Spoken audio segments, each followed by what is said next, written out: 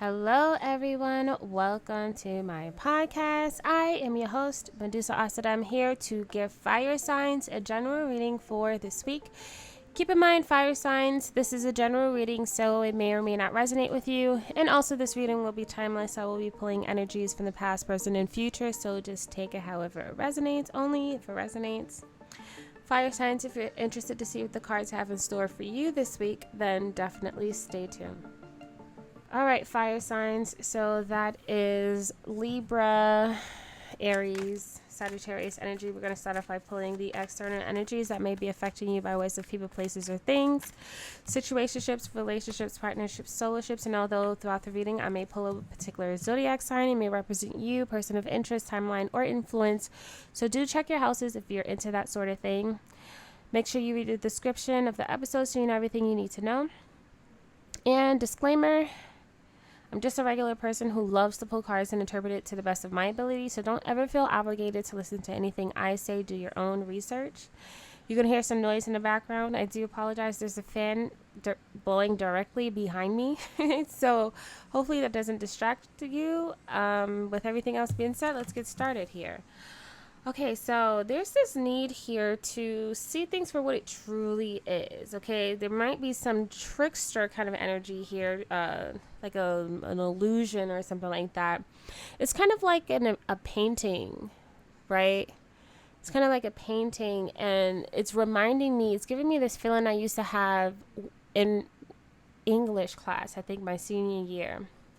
I had this English teacher, and just, for funsies, she would have us read poems or like look at pictures or paintings and interpret it, like try and see what it means or whatever the case may be. And so I feel like when it comes down to that, it's like that kind of feeling where a person may feel as if it could mean things. Like it's like when there was I think a video I saw where a person was talking about like blue curtains and some kind of play or whatever, and they was talking about like what the professor would interpret what the blue curtains might mean, as opposed to what the author's like true intentions were when they said the blue curtains. Like it would, like for the professor, it's like something more deeper and meaningful and isolated and lonely and depressing, whereas the author chose blue curtains because it just wanted blue curtains kind of thing. Like it really feels like that. Okay, so yes, with this Mambo card here, we have this need for accurate perception of something, and it's like no one else's opinion, right? Because it's like no one else's opinion other than what the intent of the thing wanted the opinion to be, or whatever. Like it kind of feels like that. It's just straightforward.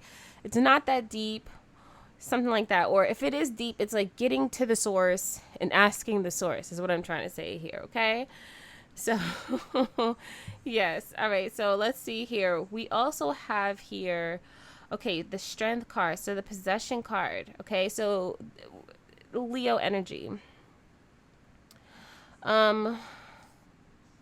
So I feel like when it comes down to this card here, there may be, when I was thinking about like multiple opinions or multiple ways of trying to break down something here, this could be an internal kind of struggle here. Okay, it could be an internal kind of struggle, or it could be dealing with like like external people here. Either way, it's like when a person recognizes the truth for the matter, is this energy of standing firm, standing strong on that. Okay, because I do see some second guessing here. Okay, and so yes. Then we have here readiness. Okay. So I feel like this could be internal here. Because there is a part of a person who wants to explore, right? Like an imagining of some sort. When it comes down to a particular situation. So there needs to be a bit of a balance here where it's like not, it's like one side doesn't outweigh the other. Okay. And so, yeah, let's see what's going on here. It's kind of like when people like do tarot or something like that, right? Where it's really about like pulling or channeling, personally channeling energies, the best way that they can, and having faith that those channels are, a good system for them. When I used to do tarot before, in the beginning, I should say, it was really difficult for me to stand on what I said because it was just so like, well, I don't know. Like, what if I'm wrong? Or like, what if this doesn't resonate and stuff like that. At this point, I've gotten really, really comfortable with like saying what I say. And then like, it's like, if it resonates, it resonates. If it doesn't, it doesn't. But like, I really, truly believe in the things that I say and the things that I feel and the things that I experience when I'm sitting here in my little corner and I'm pulling these cards. Like, this has become real to me. And so it like, and that could be, this could mean, sorry, I was moving in my chair. This could mean different things for different people in different walks in their lives, you know, like it's not just about tarot, you know. I know I make a lot of examples and stuff like that. Just like, these are just examples. It's like, apply it to your life if it resonates, you know. So let's get into the archetypes. Let's see what's going on here.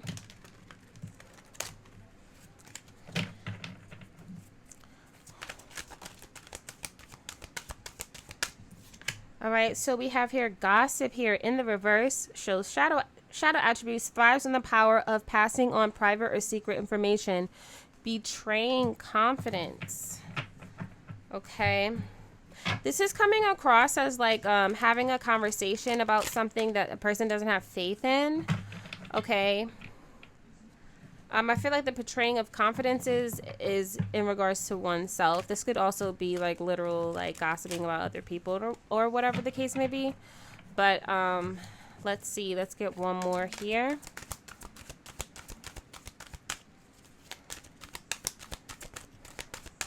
But I feel like it all derives from a person that's just not insecure in whatever it is that they are having to believe in. We have Prince here.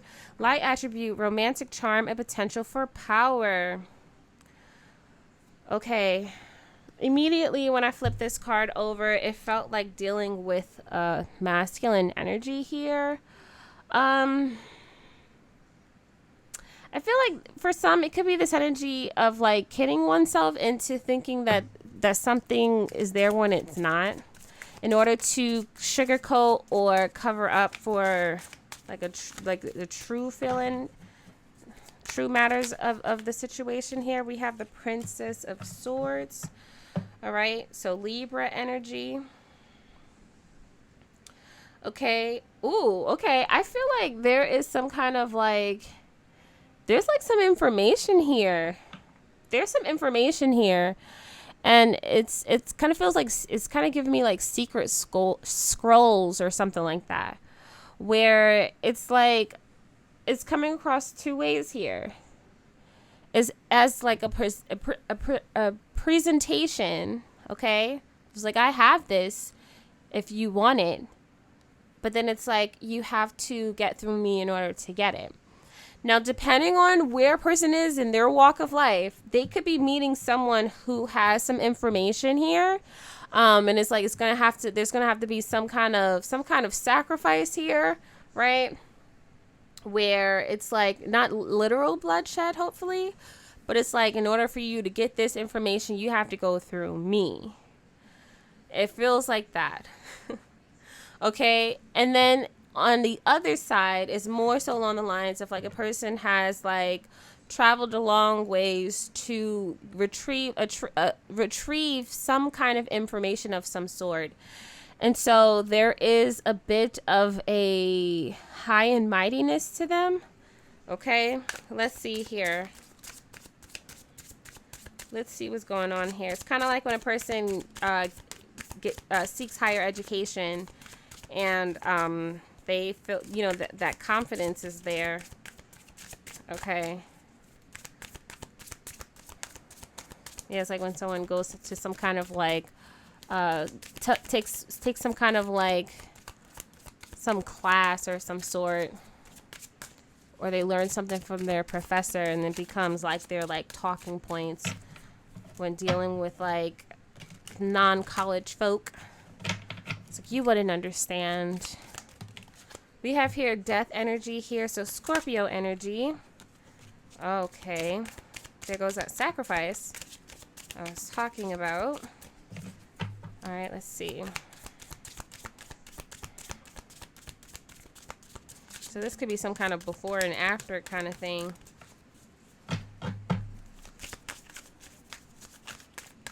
These cards are so slippery.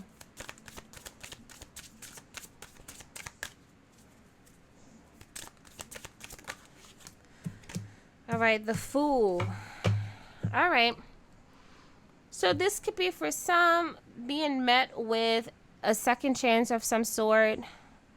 Okay, a new life kind of thing, but it comes at a price. What is the price? And so the bloodshed would represent, right, a person's level of commitment in regards to fulfilling that, the task at hand.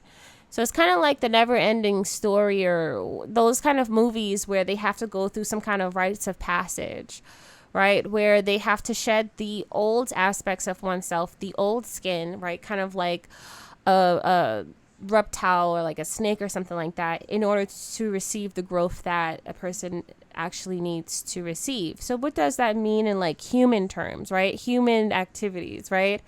Well, it's this energy here where it's like, I'm not going to take you back until you stop doing X, Y, and Z.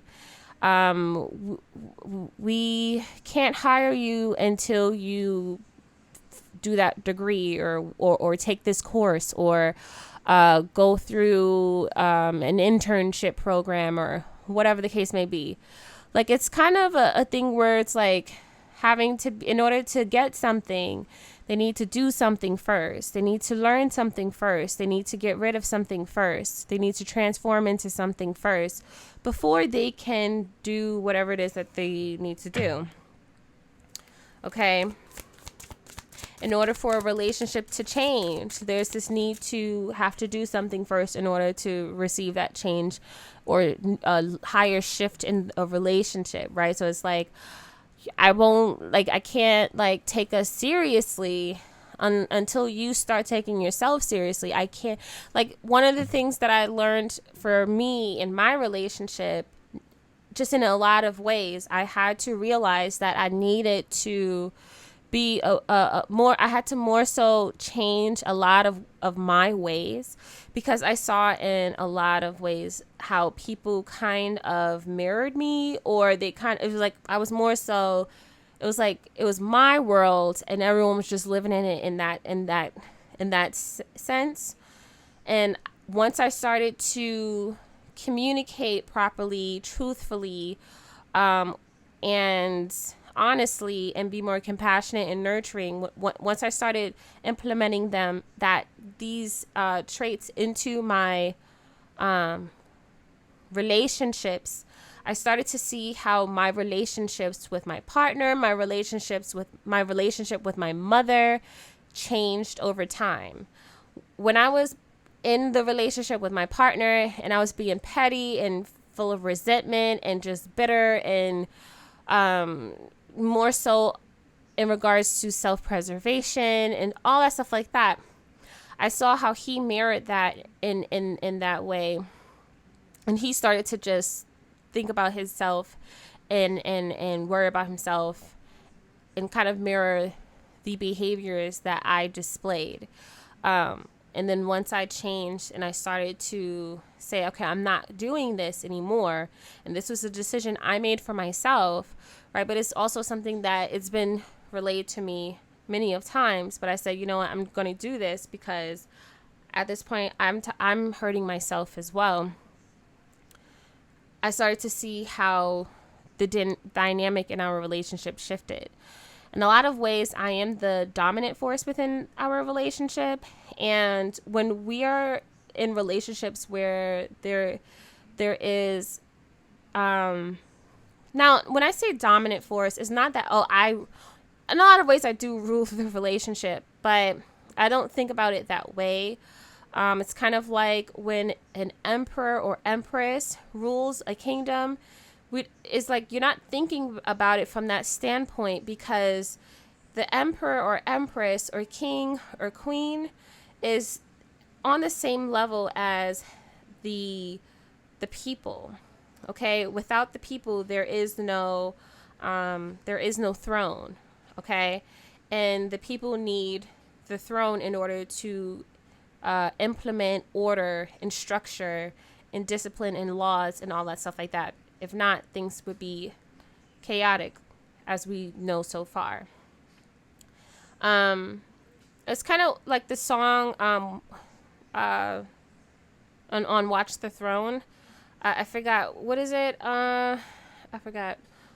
What's a king to a god? What's a god to a non-believer who don't believe in anything?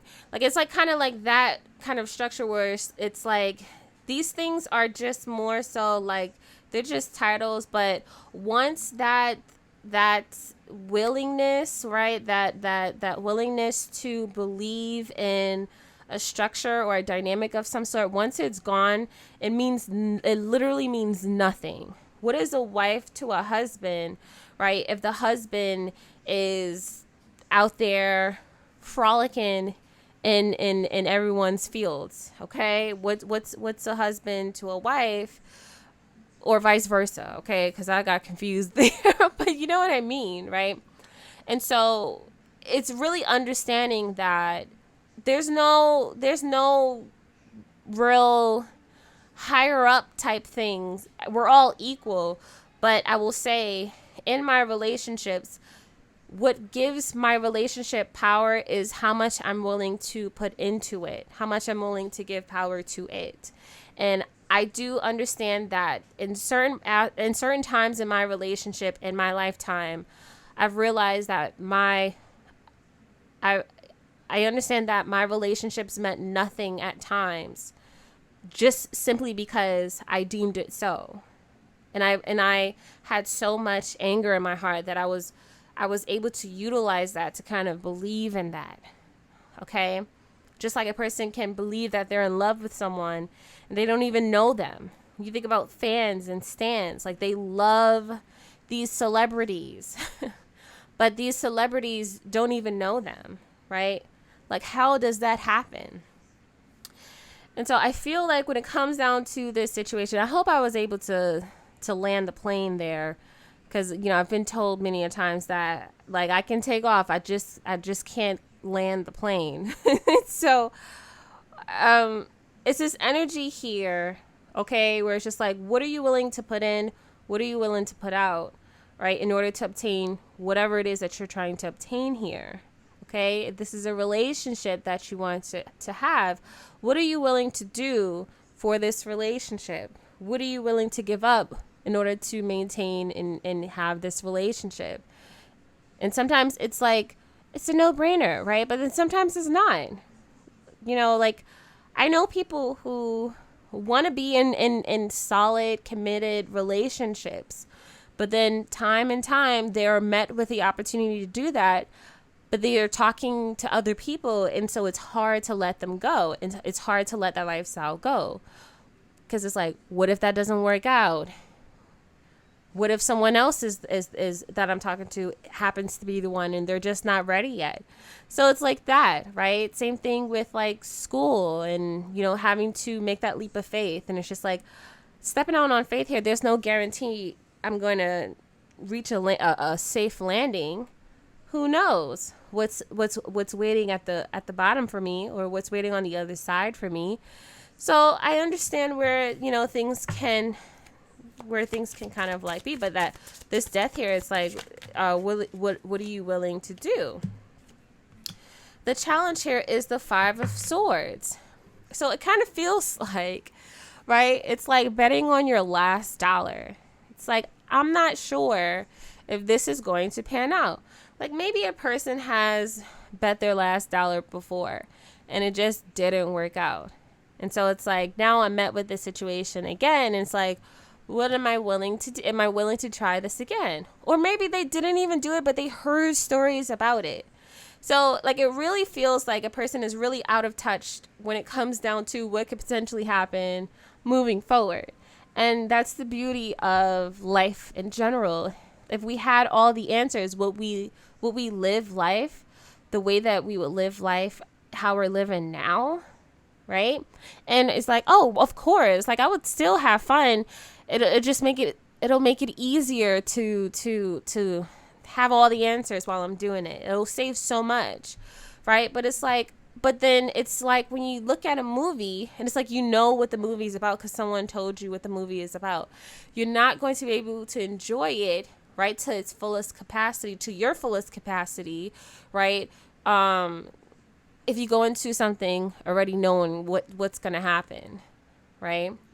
And so, yeah. And I know I understand this because I've read books, or I've listened to other people review books, and then I went in and I read the book, and it's just not the same. And so I see why people don't like spoilers, or they like people to warn them that spoilers are ahead so that, you know, they can avoid those things, because it definitely sucks the fun out of the true experience that things that life offers, or that anything offers, really. All right. And so with this Five of Discs, there's paranoia here, I feel. And so it's this energy here where it's like, I don't even know, right? Like, a person just wants to have the answers. They don't like the games. They just want to know. All right. And so that's so funny. I was thinking about this card as I was getting ready for bed. We have the Queen of Discs here, so Virgo energy. And when she came to me when I was getting ready, I was like, oh, she feels bougie today. And I feel like with this Queen of Discs, it's like, yes, really very much bougie energy. Okay. And so if I see the Ten of Swords, yikes. Because that's another thing that came to mind as well. And if it comes, then I'll discuss that energy. But the Queen of Swords really feels bougie, really feels like don't need a man, don't need a woman, whatever, don't need anybody. I got my monies, I got my tangibles, so I don't need anything. And it's very much this energy of just being heavily invested in things that don't necessarily really truly bring out the true pleasures in life. Okay. Or more, it's like everlasting kind of like stuff as well. All right, so let's see. What's the foundation here? The Magician card. Oh, hang on a second. Y'all doing too much cards. All right, this one fell. I gotta go get it. 1 second. All right, so with the foundation, we have the Magician card. 7 of Swords, 9 of Swords, 3 of Swords, 9 of Wands in the reverse. Okay, so over time, a person has learned to, or has adapted to, culminate and live through a state, or being in a state of mistrust. What does that mean? It's kind of like when you go into an area and there's a scent there, but you stay there for a really long time to the point where the scent goes away. But that's the thing. It does, like, it's like, does it go away? Right? Or does it still exist, but a person is used to the smell? This is the energy that I'm getting here with this, where it's like a person is used to a particular way of thinking with all these swords here. Okay. And so therefore, like, being, okay. And we start off here with the Magician card, and the Magician card is a very confident card, right? It's a very much self-accountable card. It's a very much I kind of card here. But it's a kind of thing that it feels like a person was confident. It starts off confident, okay? And then that confidence slowly deteriorates over time.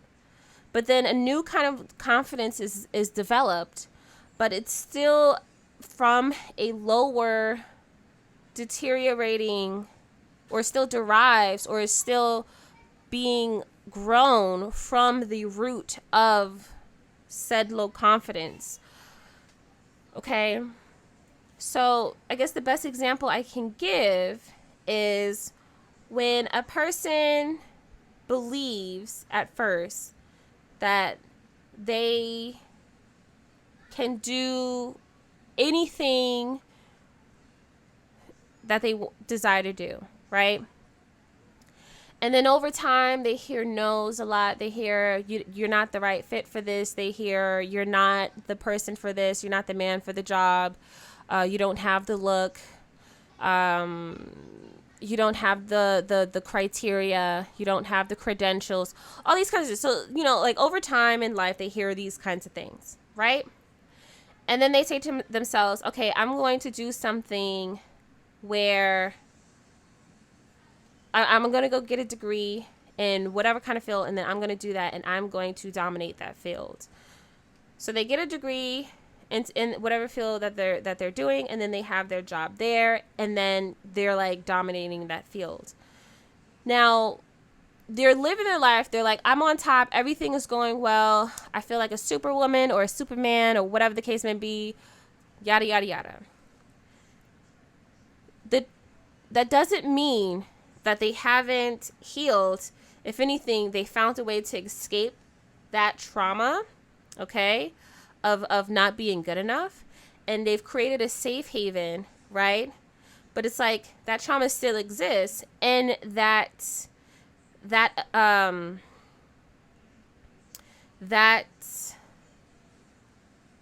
access to being told that they're not good enough or whatever, it's still there. But it's like a person has just created a safe haven, right? In that space still. Remember, we're talking about the matrix here. We're talking about the universe. We're talking about the earthly plane. We can't escape it, right? A person will understand what I mean when they are in their safe haven and they're able to dominate where the field that they're in, and life is good. When they meet someone who provides them with triggering words, no, or you're not good enough, or whatever the case may be. And this person will either, okay, react from a space of running and hiding, or wanting to prove to that person that they're wrong. And that means that they're still shackled to that trauma, okay? And so the Seven of Swords here represents that energy that shows us that anything can be lurking, and it can come out anywhere. There's no escaping, there's no running, there's no hiding from these things, okay? And so a person understands that, but some may cover it up, right? And pretend it doesn't exist. But that aspect of ourselves is still there, right? It's embedded in our root chakra, all right? So it still exists. And so we build a layer in order to protect ourselves from it, or to learn how to adapt and move accordingly through that. We have the Nine of Swords here, where it's like, that triggering word, right? That triggering word exists rent-free in their heads, and it sits and it festers, and it's just lingering in this, beneath the surface. We have the Three of Swords here, where an emotion, right, from that trigger word, an emotion can spawn from it that'll cause a person to react as some kind of programmed AI, mind controlled, experimentee, okay, or like puppet type thing. Then we have here the Nine of Wands here, where it feels like, because that tether is still there, that Nine of Wands feels like a disabling kind of thing. It really feels like a person is under some kind of control here, and it comes from being stripped away from their true confidence. Okay, I know this sounds tin kufi, or tin what do you call it, the tin, the tin hat, okay, like the tin kufi hat on. It sounds very conspiracy like, but it feels that way. And the reason why I say this is because, we are all being mind controlled, whether we do it to ourselves or we do it to other people, or other people are doing it to us. You got advertisements just all over the place. We can be mind controlled by the movies. We got influencers, just as much as like grains of salt on the beach. You know what I'm saying? Like, we got stars as much as the the stars are in the sky. It's just so much that we're being heavily influenced by. I know I'm over exaggerating, but you get what I'm saying. So it's really hard to escape being programmed or being under mind control. And we are being mind controlled through our experiences as well. Okay? And so it's really about understanding, right? If a person has that false sense of confidence, but it's being overlaid by a new cover-up of confidence. It's like a new mask, a new persona, a new person, okay? And that false mask, or that quote-unquote presented new mask that a person has cultivated in order to maneuver through life, okay? Whether they excelled or they... the opposite of excelled, right? They didn't. It's this energy of it's like removing that mask and presenting to whoever, whether it's oneself, looking in the mirror, or someone else that's like, don't be fake with me. Don't pretend with me. Just be real with me, right? Whether that's we're saying it to ourselves, or someone is saying it to us, or we're saying it to someone else.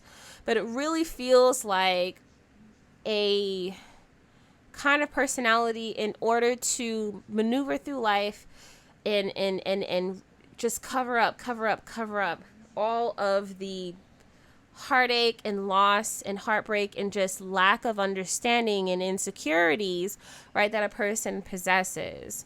And it's gotten so, the mask has been so worn to the point where if a person takes that mask off, they don't feel like themselves, which is really interesting. It's really interesting. Okay, so I hope that example made sense. Okay, so in the past, we have the Nine of Cups here. We also have here the Moon. All right, and then we also have here the Six of Wands. Like, a person has become very successful in creating an illusion of so-called happiness, so-called wish fulfillment. Okay, Moon, Pisces energy, and they have been really successful with that. Right, so what do I mean by that? So it's like a person may go to college, or go to school, or go to a trade, or they go to school or whatever to pursue a particular kind of degree that's what they wanted to do. And then when they realize, when they go into the real world, that doesn't bring in real tangibles, okay, they're not going to sit and wait forever for that to turn around. They decide to go to a trading school and do something else and try and get money that way. But the thing is, what makes them successful in being able to do that is because they've convinced themselves that this is their golden ticket. This is their happily ever after. Okay. And so it becomes about that job in order to compensate for the inauthenticity, okay, of the happiness that they that a person tries to parade. They'll present it as something as amazing, right? So you'll hear people like they're constantly talking about their jobs. They're constantly talking about like what they did and what they do and all that stuff like that, where it's just like, at this point, are you trying to convince me that you're happy, or are you trying to convince yourself that you're happy there? Okay? Because we've heard billionaires say money does not bring you happiness. We've heard celebrities say money does not bring you happiness. Okay?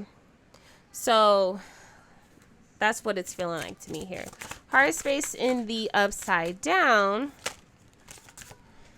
Okay, we have here the Prince of Cups and the Hermit. Okay, so I feel like the Prince of Cups here and the Hermit is, there's a lot of fear here when it comes down to being open to going within oneself in order to discover the true answers. All right, because there's a bit of a shame. I wanted to say afraid, but it came out ashamed. There's a bit of a shame for some people, or a fear for some people, when they tap into who they are truly on the inside. Okay, they might even feel like they don't even have the answers. That mask is so glued on tight, right, that they don't even feel like they personally have the answers.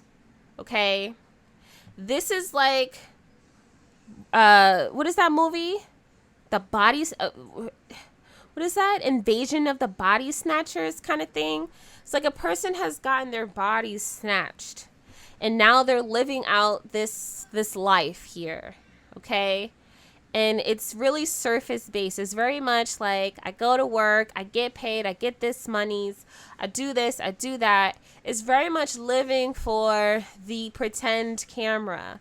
Okay, it's like breaking the fourth wall. Sorry, I was moving my chair. It's like breaking the fourth wall, like in The Office or something like that. Or like, you know, like when Jim, right, he looks in the camera and stuff like that.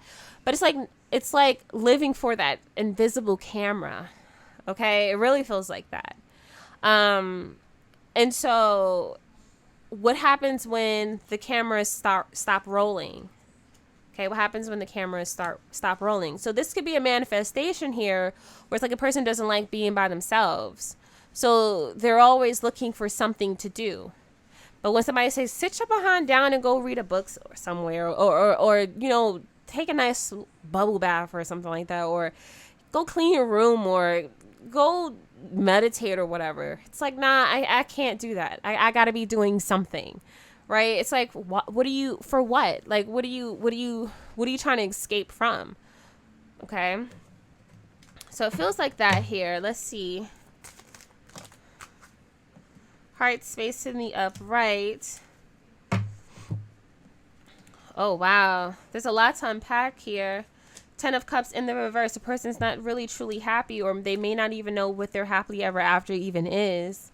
We have the Prince of Wands. Okay. There's a lot of like non-believing kind of energy. 7 of Pentacles, impatience here. King of Swords here. Okay, 2 of Swords. All right, listen. Okay, sorry. I'm gonna just keep it a buck. I'm gonna just be honest here because we're here to help. It really truly feels like here, like there's a lot to unpack here. Okay, there's a lot to unpack here. And this King of Swords here gives me a lot of leadership energy, but it's not giving leadership energy. Okay. And so it's kind of like when a person, it's kind of like when a person shows up somewhere and they think they own the place, or they like to feel like they run the place, where it's just like, you're only here part-time, or you're only doing volunteer work, or whatever the case may be. It's one of the things that immediately I think about when Bobby Hemmett was talking about one time in one of his lectures. He was like, have you ever gone to the soup kitchen and you see melanated elder women who serve the food and they act like they own the place? So it kind of gives me that kind of energy with this King of Swords, right? So they're constantly like, I know. We're just like, when a person is trying to help them or say something, yeah, I know. And it's just like, do you know? Because it doesn't feel like you do with this Prince of Wands, aka Libra energy in the reverse. Okay, it doesn't feel like it. Okay, it's so much ego, so much boastful energy here. But there's a cowardice here, okay? There's no honesty here when it comes down to this. 7 of Discs. Yeah, I was saying before, like a person needs to have something to do, right? That 7 of Discs feels like very much so. It's like even when it's required to just have downtime, a person is just doing something, okay? And it could be things where it's like a person is being proactive in something that's not going to bear fruit, any kind of anything, but they're just participating in it because it just gives them something to do. 2 of Swords is the inability to be silent within oneself in order to hear both aspects, light, right, dark aspects of self, right, and be on one accordance, okay, or be on one accord. Okay, and this could manifest in the physical when it comes down to, once again, when a person is trying to talk and help to kind of like expand or broaden a person's awareness or mind in regards to certain things. It's like it's in one ear and out the other. Either they're constantly talking back, yeah, I know, and it was like, but you're not listening. You're not receiving the information, okay? And so, yeah. Let's see here. It's a lot to unpack here, okay? It's a lot. So let's see what's going to go on in the future, what goes down in the future. We got the King of Cups, Scorpio energy here. We got a lot of cards. So Scorpio energy here. We have 2 of Wands, 2 of Discs, the Star, Aquarius energy, Princess of Discs, okay. Capricorn energy, and then we have the Strength here, okay, Leo energy. So we come back full circle. So earlier we have Possession, and then the Strength here. It's really giving me the energy of someone comes in, okay, a masculine energy who may potentially be a father figure, or who may be someone that a person is emotionally connected to, comes in and kind of forces the person to have to make a decision. Okay, it's like you're gonna have to make a decision here, and it's very much demanding, where it's just like either you going to do it or you're not, or you're gonna get down or you're gonna lay down. It's like that kind of thing where it's just like, dang. But it forces a person to have to find their inner strength here. Okay, find their inner voice, find their inner roar. Okay, whatever it is that means to a person. Okay, and really stand on that. Okay, Devil energy, Capricorn energy coming through again. Okay, so there's a lot, like there's barely any wand energy, fire energy for you guys. Okay. And I really feel like this is a kind of energy that puts a person in a corner, and it forces them to have to make a decision here, whether they like it or not. It's not going to be an easy decision, okay? Depending on how a person may be, because fire signs can be really dramatic, okay? We got the 5 of Cups here in the reverse. So a person can start to get real dramatic when it comes down having to kind of like let certain things go in order to receive or accept anything new, okay? So we're going to take a little bit of a break, and then we'll come back with the advice from Spirit, sorry. Okay, so let's see what's going on here. What is the advice for fire signs? Leo, Sagittarius, Aries energy, sorry. So we have here affection, All right, so let's see what's going on here with this. So it says, think about those you feel great warmth towards. This could be family, friends, or anyone in your life you feel affection for. Is there a friend you haven't heard from in a while, or a family member who could use a quick phone call? Take a moment to reflect on someone you feel genuine and sincere fondness toward and reach out to them. Let them know how you feel. We get so caught up in our daily lives that we often lose contact with people who matter to us. Be the one to instigate the reunion. Get in touch with those you adore and be ready to receive that affection in return. Who do I know has great affection for me, and how does that make me feel? Okay, let's get a crystal / gemstone card. All right, see, y'all be doing the most. I'm not gonna read all them cards, okay? So we gonna get one, okay? Let's get the advice for fire signs. Okay, so we got one here. It was like 7 that came out. I was like, look. So we have here Cuprite. So it says here, generosity, security, and flow. A humanitarian at heart, Cuprite encourages the practice of helping others without expectations. It assists in facing issues with authority figures, especially your father, in order to become the authority figure in your own life. Cuprite helps release any blame or resistance that may be blocking you from taking responsibility for the decisions you make. Activating the survival gene, Cuprite attracts what we need to make it through challenging moments, increasing our life force and overall vitality. Take the driver's seat. You are ready. All right, Aquarius and Venus. And then we'll close this out with a gratitude card. For you guys, we have here, happiness is itself a kind of gratitude. Joseph Wood Crutch. All right, fire signs, that is all that I have for you all for this week. I hope I was able to help you out in any way, shape, or form. Good luck to you all in your amazing journeys. Until next time, peace.